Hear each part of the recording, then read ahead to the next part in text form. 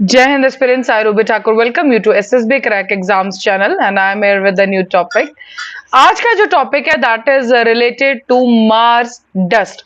तो आप सब जानते हैं कि इस टाइम पे मार्स के लिए एक्सप्लोरेशन के लिए हर एक स्पेस एजेंसी ट्राई कर रही है, लेकिन उसी के बीच में एक रिसर्च आती है कि जो मार्स की डस्ट है वो बहुत ही ज्यादा हानिकारक है एस्ट्रोनॉट्स के लिए।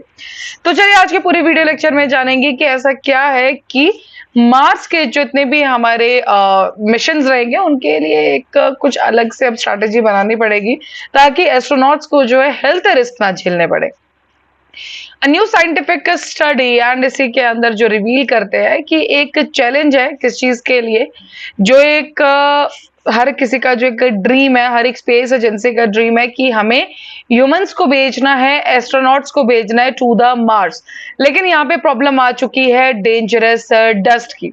रिसर्चर्स ने जो वॉर्न किया है उन्होंने कहा है कि यहाँ की जो डस्ट है वो बहुत ही ज्यादा फाइन पार्टिकल्स है और स्टिकी पार्टिकल्स हैं जितने भी रेड प्लैनेट के अंदर है, एंड उसी की वजह से हमें हेल्थ रिस्क जो है यहाँ पे सफर करने को मिल सकते हैं। ये जो स्टडी थी ये पब्लिश हुई है जर्नल जियो हेल्थ के अंदर, एंड उसी के अंदर ये कहा है कि यहाँ की जो डस्ट है उसकी वजह से जो मैन्ड मिशंस है बहुत ज्यादा कॉम्प्लिकेटेड हो सकते हैं। हेल्थ स्ट्रगल एस्ट्रोनॉट्स को पर्टिकुलरली लॉन्ग टाइम देखने को मिलते हैं, जैसे कि जब नासा का अपोलो मून मिशन इस तरह से जो है काफी, बिकॉज अभी आगे आप देखेंगे लूनर मिशन से भी कंपेयर किया गया है कि कैसे लूनर डस्ट जो है वो मार्टियन डस्ट से अलग है।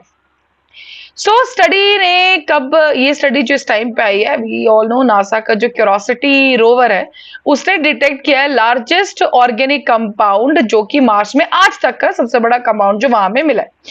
इस डिस्कवरी के साथ बहुत सारी उम्मीदें आई थी कि किस तरह से एंशिएंट लाइफ के एविडेंसेस मिल सकते हैं, लेकिन अभी ये जो डस्ट प्रॉब्लम है वहां पे शिफ्ट हो गया है कंसर्न कहीं और ही।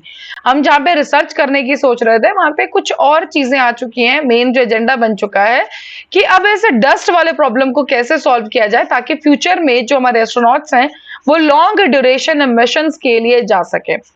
अनलाइक लूनर डस्ट, जो लूनर डस्ट जो हमारी रहती है that is rough and abrasive, जो मार्स की डस्ट है वो फाइनर है और एडेसिव है, स्टिकी है, टाइनी पार्टिकल्स है। अगर आप इसके मेजर की बात करें तो जितना एक ह्यूमन हेयर होता है उससे 4% है सिर्फ उसकी विड्थ, मतलब एक ह्यूमन हेयर से भी 4% ले लीजिए, सिर्फ विड्थ उसकी उतनी है। एंड इस वजह से वो इतने छोटे पार्टिकल्स हैं कि वो आराम से आपके अंदर पेनिट्रेट कर सकते हैं, लंग्स तक पहुंच सकते हैं, ब्लड स्ट्रीम तक पहुंच सकते हैं। और सबसे बड़ा जो डेंजर है, खतरा है यहाँ पे, वो है उसकी कंपोजिशन। बिकॉज जो हमारी मार्स की डस्ट है उसकी जो कंपोजिशन है that is the toxic substances, जैसे कि सिलिका, जिप्सम, इस तरह के और सारे मटेरियल्स जो कि ह्यूमन हेल्थ के लिए बहुत ही ज्यादा हानिकारक है, प्रॉब्लमेटिक है, वो सब हमें उस डस्ट में देखने को मिलते हैं। अगर तो हम शॉर्ट टर्म एक्सपोजर की बात करें तो हमें सिम्टम्स देखने को मिलेंगे, जैसे कफिंग हो गया, इरिटेटेड आईज है, सोर थ्रोट्स है। देन सिमिलर टू जैसे कि अपोलो के एस्ट्रोनॉट्स को देखने को मिले थे जब वो लूनर डस्ट के कांटेक्ट में आए थे, ठीक है, जब वो लैंड हुए उसके बाद ये सब चीजें हमें देखने को मिली। बट लॉन्ग टाइम इफेक्ट्स जो है वो कंसर्निंग है, काफी ज्यादा प्रॉब्लम है। जैसे कि प्रोलॉन्ग्ड इनहेलेशन अगर इस पार्टिकल्स की रहेगी तो क्रॉनिक रेस्पिरेटरी इश्यूज हो सकते हैं, सिवियर हेल्थ कंडीशंस को रिजल्ट दे सकता है। डन।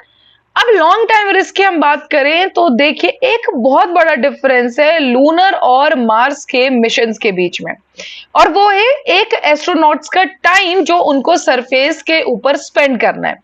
अपोलो क्रू जो था वो वापस आ गया था within a week only, but जो मार्स के अंदर जाएंगे उनको मिलियन ऑफ माइल्स दूर है वो अर्थ से। डन। तो उनको कुछ महीनों से लेके सालों तक वहां पे लग सकते हैं, तो ऑफकोर्स वो लॉन्गर एक्सपोजर में रहेंगे, बिकॉज मून और अर्थ का डिस्टेंस और अर्थ और मार्स के डिस्टेंस का फर्क आपको पता है। तो एक जो टाइम सरफेस के ऊपर स्पेंड करना होगा वो लूनर के ऊपर जो टाइम है और जो मार्स के ऊपर जो टाइम है वो बहुत ज्यादा इनके बीच में डिफरेंस है। अगर डस्ट रिलेटेड जो हेल्थ प्रॉब्लम्स है वो बढ़ती है तो astronauts won't have the luxury of immediate medical attention. मान लीजिए एक एस्ट्रोनॉट मार्स के सरफेस पर है और उसको इस तरह की प्रॉब्लम आ जाती है तो एकदम इमीडिएटली मेडिकल अटेंशन नहीं मिल सकती है। और इससे भी ऊपर एक और प्रॉब्लम है, दैट है कि 40 मिनट का कम्युनिकेशन डिले है between the Mars and earth. अगर आप अभी सिग्नल वहां से पास करो तो 40 मिनट का डिले हमें सर पास करना पड़ता है। तो रियल टाइम मेडिकल एडवाइस देना और भी ज्यादा टफ है। ग्राउंड कंट्रोल से भी अगर हम देख रहे हैं तो 40 minutes a very long time, अगर एक मेडिकल राय के बारे में और मेडिकल अटेंशन के बारे में हम बात करें।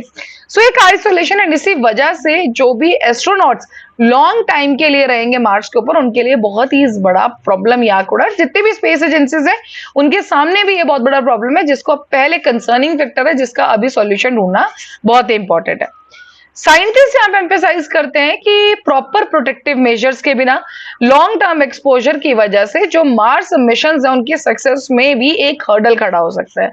ऑफ कोर्स जो एस्ट्रोनॉट्स मांगे जिन्होंने रिसर्च करनी है, अगर उनकी ही हेल्थ कंडीशन इंपैक्ट हो जाती है, सो एक मिशन किस तरह से सक्सेसफुल होगा, सो ये एक और बहुत बड़ा जो है टॉपिक सामने आ गया। इन डेंजर्स को ऑफ कोर्स उनको ओवरकम करना ही होगा। तो स्टडी स्ट्रेस करती है कि हमें हाई टेक प्रोटेक्टिव गियर्स लेने होंगे, जैसे कि एडवांस स्पेस सूट्स हमें चाहिए, highly efficient air filtration systems चाहिए, ताकि एस्ट्रोनॉट्स उसके अंदर जाए तो डस्ट पार्टिकल्स अंदर पेनिट्रेट ना कर पाए।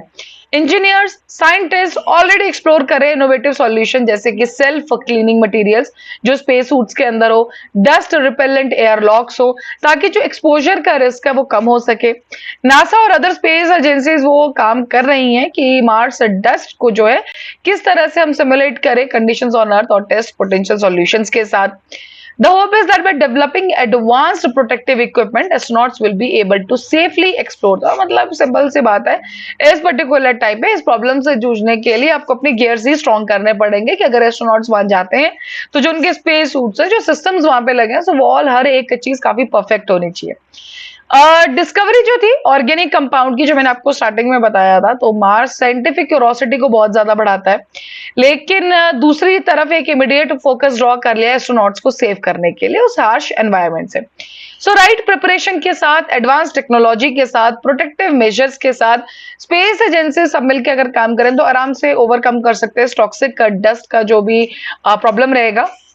तो एक जो सपना है सबका कि मार्स के एक्सप्लोरेशन के लिए, वो बहुत जल्द रियलिटी बन जाएगा। So that was the whole study कि जो मार्स डस्ट है वो काफी ज्यादा हानिकारक है एस्ट्रोनॉट्स के लिए। I hope you all are clear with this particular fact. अभी आपकी स्क्रीन पे एसएसबी इंटरव्यू का कोर्स हर महीने बैच बैठते हैं, यू कैन ज्वाइन। साथ ही we having the courses for NDA CDS AFCAT आप एनरोल कर सकते हैं, और जब भी आप एनरोल करें उस टाइम पर डिस्काउंट कोड जो कि वॉरियर 10 आप यूज करना ना भूलें। जैसे आप इस कोड को यूज करेंगे you will be getting the 10% of.